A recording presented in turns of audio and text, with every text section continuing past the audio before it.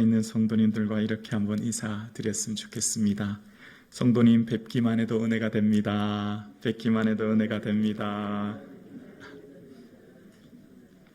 네, 여기 계신 우리 장로님, 권사님, 집사님 뵙기만 해도 은혜가 됩니다.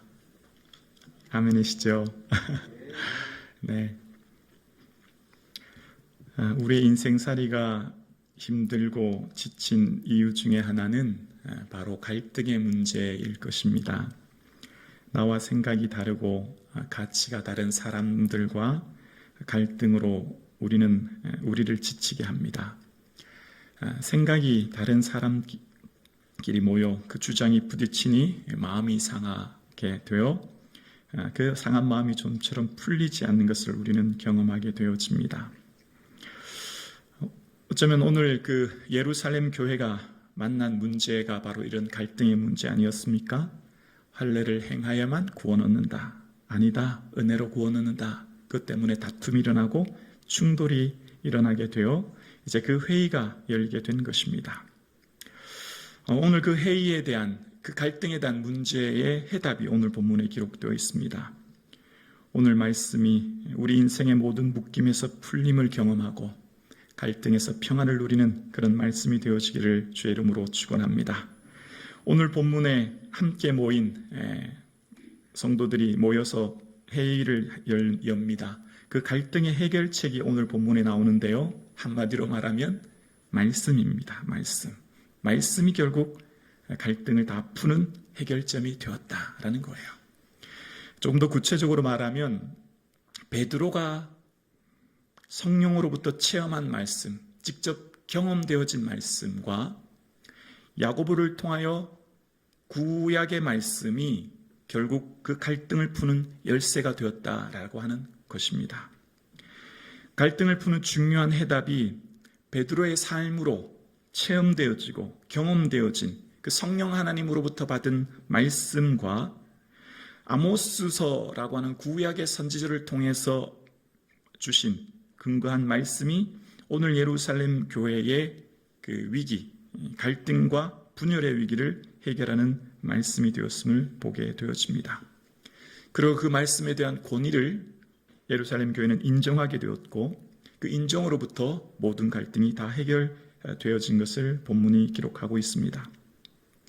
말씀에 베드로로부터 체험되진 말씀과 야고보로부터 구약으로 받은 말씀은 유대인만이 아니라 이방인까지도 차별하지 아니하시고 구원하신 하나님, 율법이 아닌 할례가 아닌 은혜로 구원받았다고 하는 것을 확증함으로 이제 그 모든 문제가 풀려지게 되어집니다.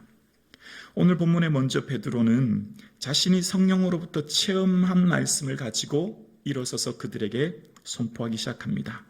이전 성령 하나님으로부터 체험한 사도행전 10장의 고넬료 백부장 고넬을 만난 사건, 그 이전에 하늘에서 내려온 보자기 사건을 통해서 이방인들도 그 당시 부정하다, 더럽다고 말하는 이방인들이 또 성령님이 임재해서 그들도 정결하게 되었음을 말씀하고 할례와 율법으로만 정결하게 되는 것이 아니라 성령과 믿음으로 정결하게 되어 구원 얻음을 베드로는 그 삶으로 체험된 말씀을 이야기하고 있는 것입니다.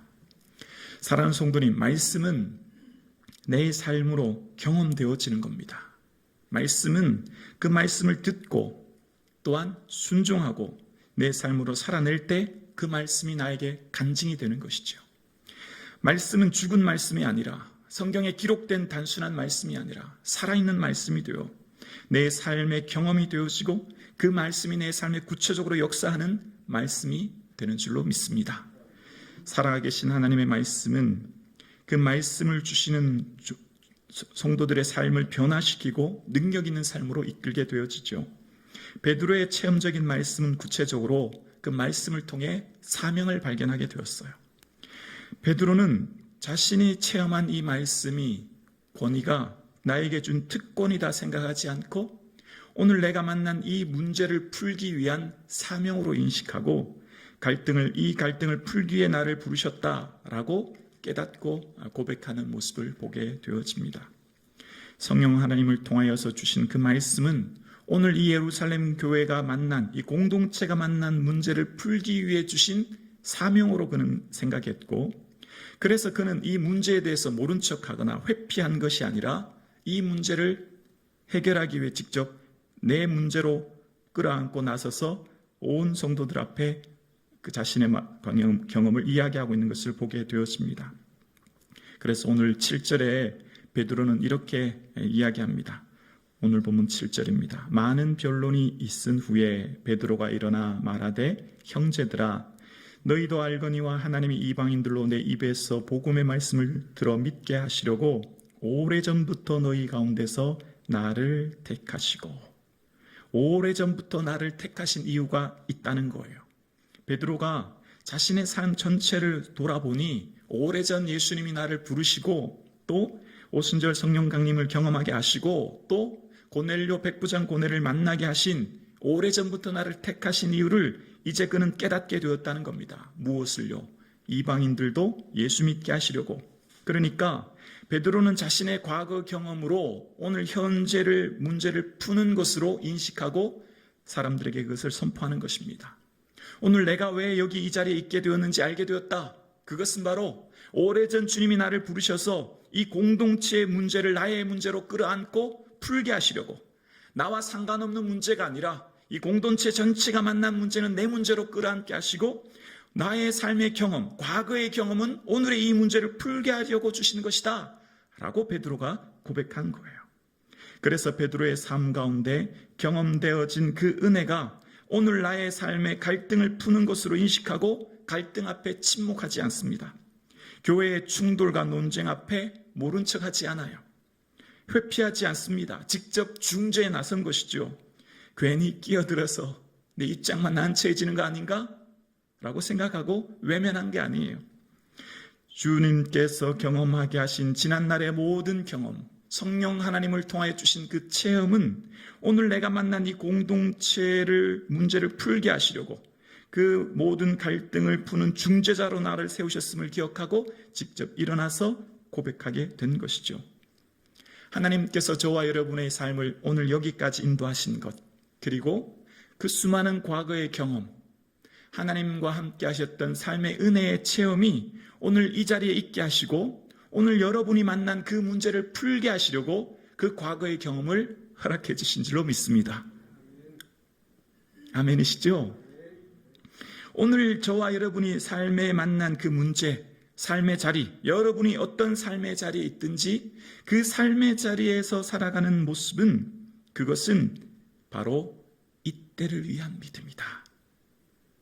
마치 왕비 에스더가 유대인의 몰살 앞에서 모르드게가 내가 왕위의 위를 얻은 것이 이때를 위함이 아닌지 누가 아느냐 고백할 때 에스더는 내가 지금 왕비의 자리, 내가 지금 이토록 놀라운 영광의 자리를 얻은 것은 특권으로 생각한 것이 아니라 바로 이 자리는 유대인들을 살리라고 주신 하나님의 사명의 자림을 알았기에 그는 인도부터 구스까지 127도를 다스리는 당시 가장 큰 강대국 페르시아 크세르크세스 1세의 왕비로서 특권을 누리는 데 심취하여 사는 것이 아니라 과거로부터 지금까지 경험되어지고 오늘 나를 세우신 이 이유는 오늘 내가 만난 민족의 문제를 풀도록 하기 위한 것임을 깨닫고 그는 믿음으로 그 자리를 나섬으로 민족을 살렸던 것처럼, 사랑하는 성도님, 여러분이 만난 그 문제는 여러분이 해결하셔야 되는 겁니다.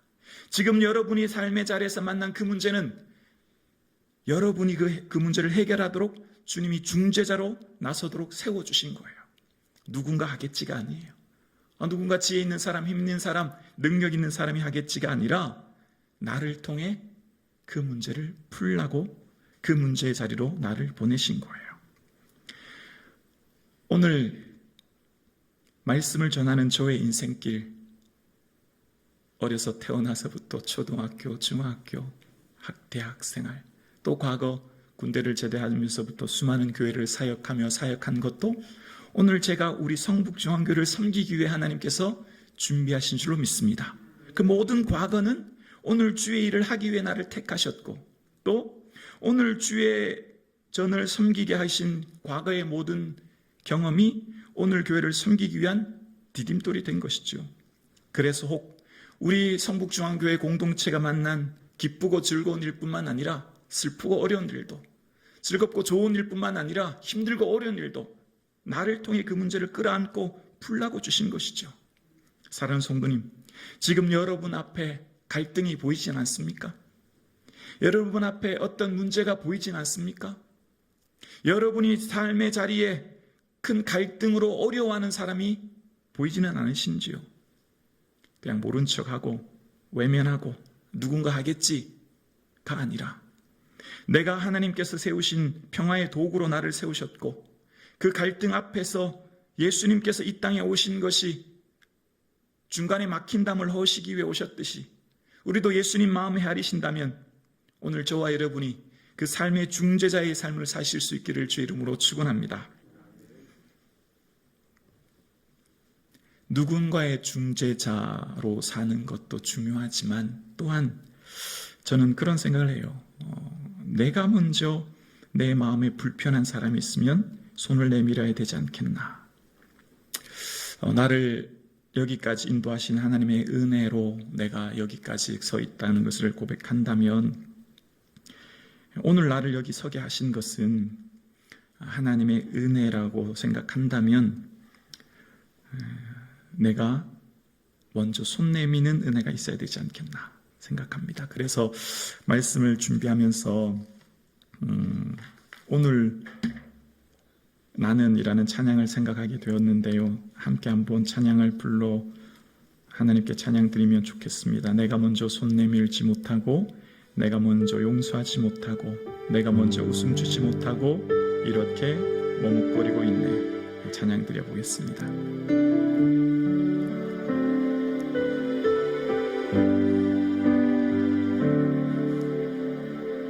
내가 먼저 손 내밀지 못하고 내가 먼저 용서하지 못하고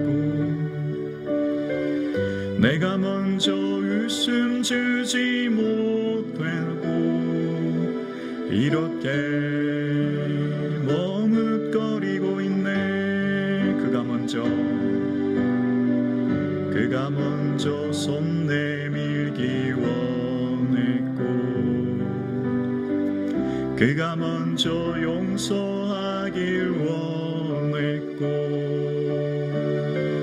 그가 먼저 웃음 주길 원했네. 나는 어찌 된 사람인가.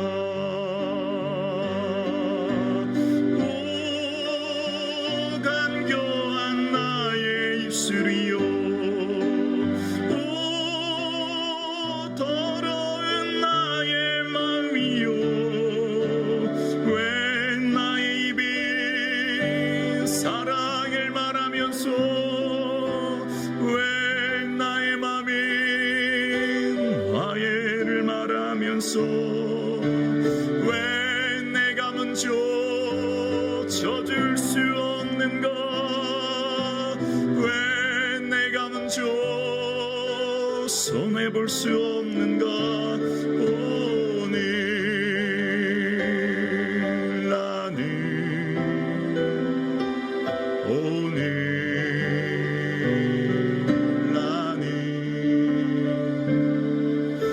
주님 앞에서 몸둘 바 모르고 이렇게 느끼며 서 있네.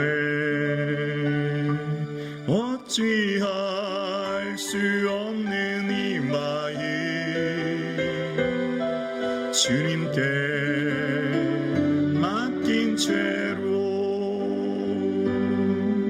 아멘. 우리를 묶는 것이 무엇일까요? 우리의 마음을 괴롭히는 게 무엇일까요? 내가 손 내밀지 못하는 것 아닐까요? 내가 먼저 나를 낮추는 것 아닐까요? 사랑하는 성도님, 성령님께서 오늘 저와 여러분에게 뭘 원하실까요? 나를 통해 내가 먼저 손 내밀고 나를 통해 내 눈앞에 보이는 공동체 갈등, 삶의 자리에서 만난 수많은 문제들의 중재자로 나를 이 자리로, 그 자리로 보내신 줄로 믿습니다. 우리의 삶은 수많은 차별을 경험하며 살죠. 이 땅에 살아가는 것이 어쩌면 수많은 차별을 느끼며 사는지 몰라요. 성령님께서 주신 사명, 베드로가 경험되어지게 있는데 그것은 바로 하나님은 차별이 아니라 일치의 하나님이다 라고 그는 고백하는 거예요. 9절에 보면 베드로가 그런 고백하죠. 9절입니다. 믿음으로 그들의 마음을 깨끗하게 하사 그들이나 우리나 차별하지 아니하셨느니라. 여러분, 우리나 이방인이나 똑같습니다. 같은 죄인입니다. 무슨 할례를 해야 구원받고 무슨 특별한 은혜, 율법을 행하여 구원받는 건 아닙니다. 똑같은 죄인입니다. 하나님은 성령으로 우리 마음을 깨끗게 하셨고 차별하지 않으십니다. 그렇게 고백하고 있습니다. 성령께서 주시는 은혜, 그 사명을 너와 나를 나뉘고 우리와 그들을 나뉘는 이런 차별에 만난 공동체 앞에 일치를 위해 부르셨음을 고백하는 거예요. 유대인이나 이방인, 배웠든 못 배웠든, 가졌든 못 가졌든, 신앙생활 오래 했든, 금방 등록한 새가족이든, 우리의 삶에 무엇이든 우리의 삶의 차별을 만드는 어떤 생각들이 성령 안에 하나 되어지는 것. 그것을 베드로는 삶으로 체험했고 그것을 오늘 고백하고 있는 것입니다. 사랑하는 성도님, 저와 여러분을 그 자리로 보내신 것은 그 모든 것을 다 품도록 보내신 거죠. 좋은 것도 나쁜 것도, 괴로운 것도 즐거운 것도 다 품도록. 좋아하는 사람, 나를 좋아하는 사람도 나를 싫어하는 사람도, 내 어떤 형편에 있든지 모든 사람들을 품도록 내가 차별하고 나뉘고 내가 구분하는 인생이 아니라 나를 통해 그 모든 사람들을 품도록 보내신 거죠. 그래서 오늘 나를 이곳에 서게 하신 것입니다. 성령님께서 은혜 주시는 사람의 특징이 뭘까요? 과거의 모든 경험이 오늘을 살게 하는 힘이 되고 과거의 모든 일들이 혹 나에게 아픔을 주고 상처를 주고 고통스럽게 한 사람이 있을 수도 있지만 그 사람들을 생각하며 원망하고 불평하며 인생을 낭비하는 게 아니라 오히려 그 사람들을 위로하는 인생으로 우리 성령님은 우리 마음을 바꿔주신 줄로 믿습니다. 요셉의 형들이 요셉 앞에 와서 식량을 사러 왔을 때 요셉이 자신의 정체를 밝힙니다. 이리 가까이 오십시오 형님들 얘기하니까 형들이 깜짝 놀라죠. 그때 요셉이 무슨 말합니까? 당신들이 나를 이곳에 팔았다고 해서 근심하지 마십시오. 한탄하지 마십시오. 하나님이 생명을 구원하시려고 나를 당신들보다 먼저 이곳에 보내셨습니다. 그렇게 고백합니다. 이후에 아버지가 돌아가셨을 때도 그들을 위로하죠. 혹시 요셉이 우리에게 복수하지 않을까라고 두려워할 때 형님들이 나를 이곳에 팔았다고 해서 근심하지 말래요. 어떻게 이런 말을 할 수 있습니까? 위로하고 있어요. 오히려 그들을 향해 얼마나 두려울까. 한탄하지 말라고 위로합니다. 그리고 그가 그렇게 말하는 주어는 하나님이에요. 하나님이 생명을 구원하시려고. 그것이 목적입니다. 하나님이 나를 이곳에 보낸 것은 형님들이 나를 팔아서 온 게 아니에요. 걱정하지 마세요. 위로한 그 이유는 하나님이 나를 먼저 보내셨는데 그것은 생명을 구원하시기 위해 보내셨다는 거예요. 여러분의 인생에 만난 그 모든 경험들 혹은 상처, 아픔까지도 어쩌면 하나님께서는 나를 통해서 생명을 살리고 하나님께서는 그 모든 아픔과 상처까지도 품게 하시고 나를 고통스럽고 힘들게 했던 사람들을 위로하게 하시는 은혜가 있게 될 줄로 믿습니다. 그런 은혜가 오늘 저와 여러분의 삶에 다짐되어질 수 있기를 주 이름으로 축원합니다. 사랑하는 성도님, 오늘 저와 여러분이 이곳에 선 것은 하나님께서 주신 특별한 은혜로 이 자리에 서 있습니다. 하나님께서 지난 과거의 수많은 경험을 통해 그것이 나의 특권이 되어 누리게 하심이 아니라 이제 사명의 자리로 오늘 살도록 내가 지금 누리고 내가 가진 모든 것이 물질이든 지식이든 성령의 은사든 달란트든 무엇이든지 그것은 오늘 나의 삶의 특권이 아닌 이 공동체를 위한 사명으로 주신 것이죠. 그래서 오늘 저와 여러분의 삶을 통하여서 하나님께서는 중재자로, 화평의 도구로 부르셔서 오늘날을 살게 하시는 것입니다. 사랑하는 성도님, 저와 여러분을 통하여서 우리의 삶의 걸음걸음이 흘러가는 그 걸음걸음마다 회복되어지고 일치되어지고 생명이 살아나고 소망이 살아나는 역사가 있기를 주 이름으로 축원합니다. 베드로의 삶에 경험되어진 것, 나를 왜 하나님이 그런 경험하셨는지 이제 알았다는 거예요. 왜 하나님이 과거의 수많은 그 경험들 하게 하셨는지 깨닫게 되었다는 거예요. 바로 오늘 이 교회의 갈등, 분열의 위기 가운데 있는 이 교회를 품게 하도록 유대인뿐만 아니라 이방인까지도 사랑하시는 하나님의 은혜를 경험하는 베드로의 경험이 등장하게 되어져요. 또한 야고보는 자기 개인의 얘기는 하지 않습니다. 뭘 얘기하냐면 구약의 말씀을 근거로 주작합니다. 구약의 말씀, 바로 아모스 선지자가 고백했던 말씀인데요. 16절에 야고보는 이런 고백을 합니다. 16절이요. 이후에 내가 돌아와서 다윗의 무너진 장막을 다시 지으며 또 그 허물어진 것을 다시 일으키리니라고 고백합니다.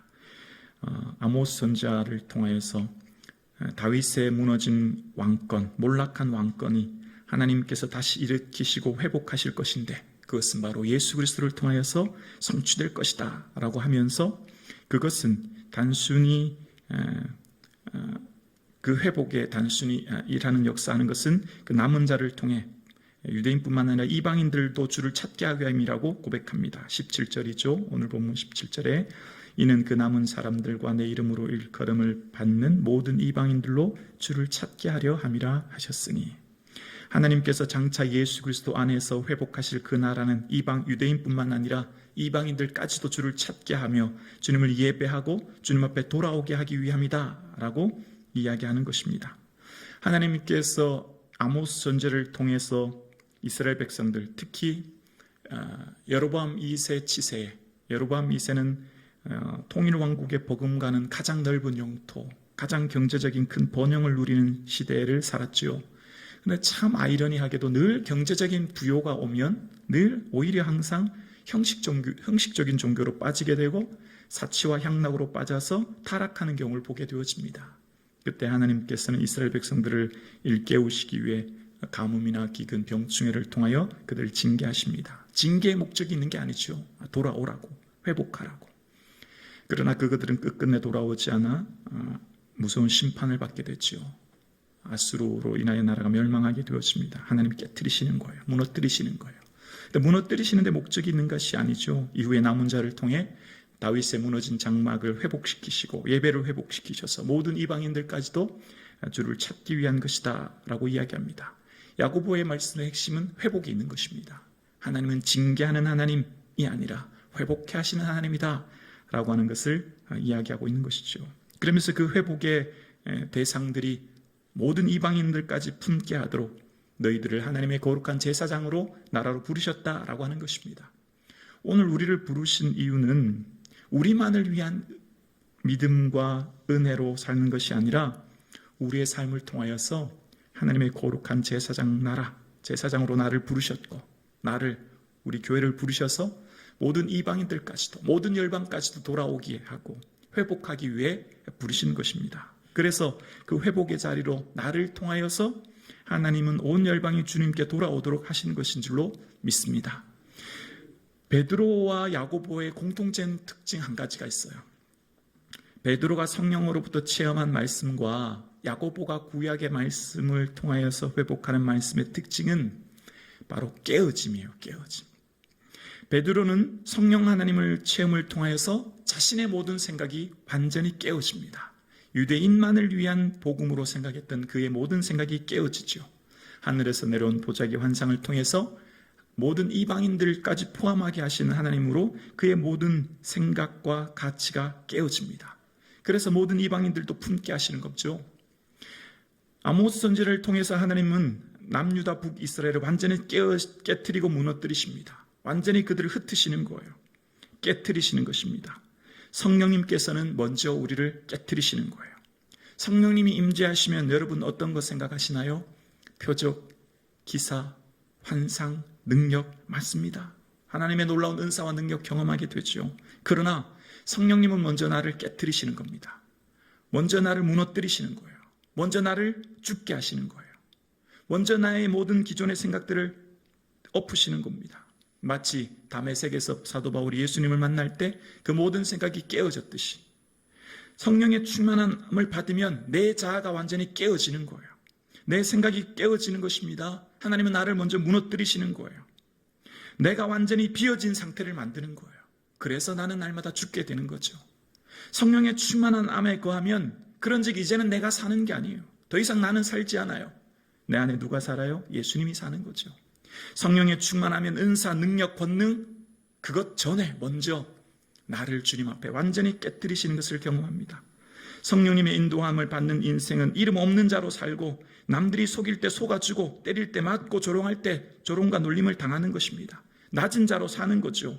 약한 자로 사는 거예요. 제자들이 성령의 충만함을 받지 못했을 때는 남들보다 더 높은 자리, 더 이름 있는 자리, 더 권위 있는 곳으로 더 높은 자리로 올라가기 위해 애썼지만 그들이 성령의 충만함을 받자 그들은 낮아지죠. 죽어지죠. 순교자의 삶을 사는 것입니다. 완전히 나는 없어지는 거예요. 베드로가 만난 성령님, 야고보서를 통해서 주시는 아모스 선지자를 통해 주신 말씀의 핵심은 그 중심의 공통점은 뭘까요? 깨뜨리시는 거예요. 나를 깨뜨리시는 거예요. 갈등은 어떻게 해결될까요? 먼저 내가 깨어져야 되는 거죠. 나를 먼저 죽여야 되는 거죠. 내가 먼저 그래서 완전히 비워져야 되는 거죠. 내가 사라져야 되는 거죠. 내 안에 온전히 예수님만 살아야 되는 거죠. 말로만이 아니라 예수님 믿는다고 하는 것, 하나님 은혜라고 하는 것 말로만이 아니라 삶으로 드러나기 위해서 뭐가 되어야 될까요? 내가 완전히 깨어져야 되는 거죠.